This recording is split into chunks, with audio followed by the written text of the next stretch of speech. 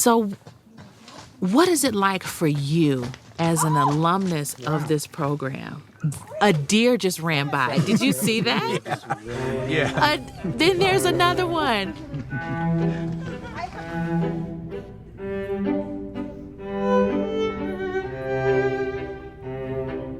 Here at the Grand Canyon Music Festival with composer Micheal Begay.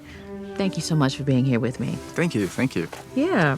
So, Micheal, you are an accomplished guitarist and bassist, but you're also a composition instructor for the Grand Canyon Music Festival's NACAP program. Mm-hmm. Tell me about what that is. What is the NACAP program? Oh, wow. It's this really good program where we teach young Native students music composition, and eventually they get their music played by a world-famous string quartet at the Grand Canyon, and they get it workshopped, and they get the feedback from the audience and their peers as well. So I really encourage communication even between the different schools, and meet the composers, and like, wow, how did you do that sound? Or that was really cool, and can I look at your score? Or yeah. So it's really nice seeing that sort of like cross communication between the different students and stuff like that. So that's really cool. And I was there as well, so I'm one of them. I'm one of those students. Yes. What was your experience like in the program? Wow. Okay, my first year with NACAP was in 2001, and there was only 5 of us that year. Oh, yeah. okay. And during that year, I was working with Brent Michael Davids, the Mohican composer, and I started writing music for that, and then I just kept writing after that, and I just never left, right? And I just keep writing, and I worked with Brent Michael Davids first, and then I worked with Jared Impachacha Tate, the Chickasaw composer, and then I started working with Raven Chacon after that, and then me and Raven Chacon have been just working together for forever after that. Yeah. He's sort of like a big brother to me now, and he is my big brother now, and then after that, I started being an assistant in 2008, and I kept writing more and more string quartets and getting more like commissions, I should say, and getting my music, recognized out there as a composer, and getting more projects, and just one thing just leading to the next thing. So it was sort of like a snowball effect. So this was like 2001 when you joined the program as a student yourself. Was that the beginning of your life in composition?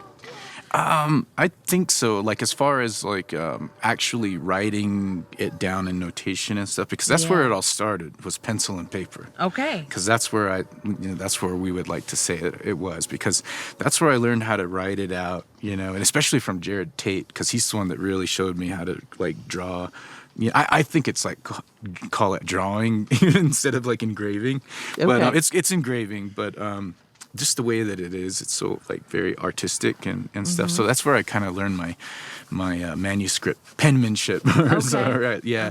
But after that, I started learning more and more from each of the composers, and eventually it became more of not just music theory, but just like life lessons from these composers, and that they've taught me things throughout the years, whether it be a process or like industry warnings, or like hey, make sure to do this, or prepare for this, or watch out for that, kind of thing. So kind of helping me go through that wilderness of the whole music world. So it's not just music, it's also life skills, it's artist management, it's how you conduct yourself in today's musical landscape, and all of that. Yeah. We try to teach them, like, give them a whole glimpse into our world as well as composers. So like I try to tell them, the way that I compose music may not be the way that you compose music, so everybody's different. And that's one of the challenges as one of the teaching composer instructors, is that each student has like their own way. So you kind of have to like, okay, I got to work like this with this student and this student, and I try to tell them, like, without telling them all of the other musical jargon. Like I usually say, there's a beginning, a middle, and an end, and then we got to try to figure out how to get there. And, a lot of it's like that. A lot of it is like, sometimes they want to know what it's like, how do you make a living and stuff. And I'm like, well, okay, you got to be really creative in that as well, and utilizing your strong points. So like me, I'll do like film music. I'll do composition like this, sound installations. I produce radio for our Navajo radio station here in northern Arizona. So I work with that, and everything that I worked with kind of comes through this program and being a part of this, and then utilizing myself through all of the stuff that I learned from here. But yeah, I would say we do like teach them a whole lot of stuff in a short 1 week thing. Yeah. It's really like a launching pad for the rest of their careers, for whatever they're interested in doing. Yeah. And it's really cool because like there's not a lot of programs that are like this where, you could take a professional from any other industry and then give them like a week with students. That would be so amazing, but what's really cool is that this is like the arts, and it's their voice and it's their stories that it's really enriching for them, and it's very it was valuable for me, and I'm very fortunate enough to have worked with a lot of amazing artists being a part of this. So you mentioned earlier when you started the program in 2001, there were 5 of you. What has the growth been like since then? Like now in 2022, 2023? There's been exponential growth. Yeah. Okay, so there was just 5 of us that first year from 5 different schools. Now we have like just about maybe 20 students, maybe just a little few under this year. We've actually had some that went into like the 30s one year, but that one was a really long concert. So we're really trying to get control of that a little bit better now. But there's still there's some students that just really want to do it, and that's really exciting to see that. And that's good to see students really, how do I say this, really engaged in this and really wanting to do it and asking their teachers about it. And stuff. Yeah. So how do the students get into the program? Is there an application process? How does that work? Usually every year we have like a performance at the schools. So sometimes the students will see a performance and then they want to be a part of it. So they'll ask, their school or their teachers.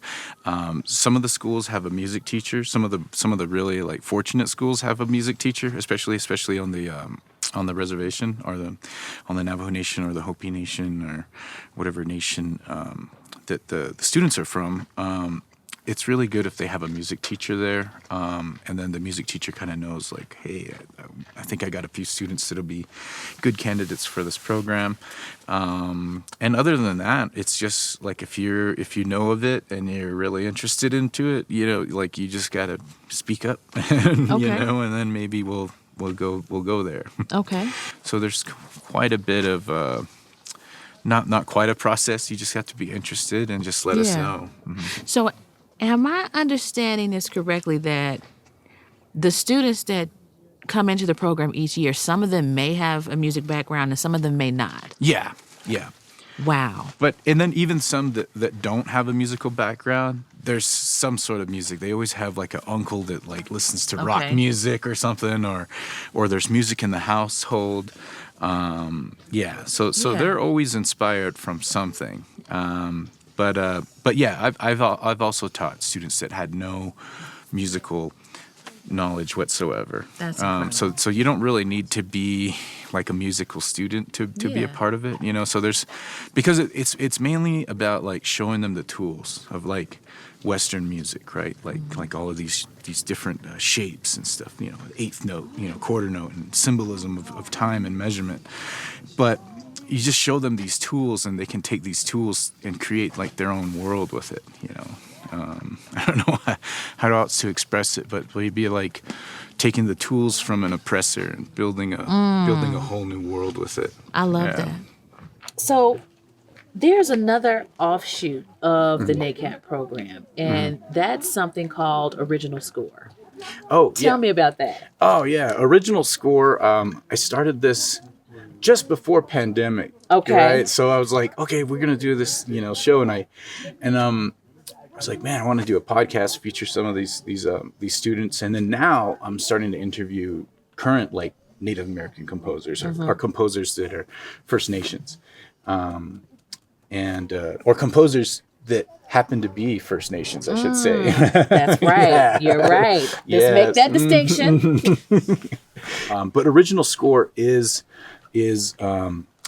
that spotlight for the students to talk a lot more about their piece, you know, because on concert night they're up there and they go, my name is this, my piece, it's about, you know, thank you, and then they go. But this piece, or for this show, they get to talk about how they came up with it, what they were going through at the time, and I get to really talk to them about their process, and each of them have their own process too. Yeah. So I get to really sit with them a lot more with that, and then they get to, I interview them after concert night. So then I get to hear about what was it like when you first started your composition. What was it like after the composition and after the feedback and all of that? And then like, what is your plans next? You know, So since 2020, you've had this opportunity for the students in the program every year to have a little bit more spotlight, to be able to talk on the podcast about the work they did. Yes. That's great. Yeah. And then now I'm starting to interview more, you know, prominent Indigenous Native composers as well, Oh, nice. Yeah. So at the beginning of this interview, I admit I may have sold you just a little bit short. You are a multi-instrumentalist. You play piano, bass, guitar, Native American flute, various other instruments that I have not named, right? You're a composer, an educator, a performer, a podcast host, an on-air radio personality. I know I'm leaving other stuff out. When do you have time to sleep? Oh gosh, I always think about that as well. Like, it's just so much time, and you know, like, I'm always busy. And I kind of get that a lot too, especially from my family. Like, Okay. we want to do something, you know, and I'm like, I have to check my schedule, you know, or like, you know, or really plan ahead and stuff like that. But yeah, it's like rest. You know, I have to. Rest is elusive, man. Yeah. Because like everything is like, I got time for this, and you know, like, do I have time for that? You know, but yeah, it is. That's like one of the big challenges is resting. Yeah, I would have to say. Yeah. Well, I want to personally challenge you to put more effort into that. Thank you. You're welcome. So my final question for you is, what does music mean to you? Oh, wow. Oh, man. Okay, so what music means to me is it's sort of like what can't be expressed. Like you have to, it's almost spiritual for me because it's sort of like you don't have to speak the same language, but you're both human beings, right? So it's sort of like that's the main thing. It's like being human and human being. Yeah. So, unity. Yeah, and it's just that expression of oneself that's you know, and I always think like the students too, like almost like concert night would be like, thank you for being bold and like, and thank you for expressing yourself in a creative and healthy way. So you know, that's one of the things too, especially out here where there's a lot of time on people's hands, and that's usually not a good thing too. But yeah. So I think music is that. Music is like that. Music is a bridge as well, because it's like a bridge that you can build. Like let's say I'm working with an orchestra, right? Yeah. And then I'm the outside. And then we start building a bridge on both sides musically. And then now there's a mutual respect and understanding between each of the two different worlds. And it's a joining and unification of knowledge and understanding. So that's kind of how I see music. I love that. Great. Well, Michael, thank you so much for taking the time to sit out here amongst the flies and the and the running deer to talk to me. I really appreciate it. It's all theirs. We're the ones that are intruding in their space. That's right. That's right. Well, thank you.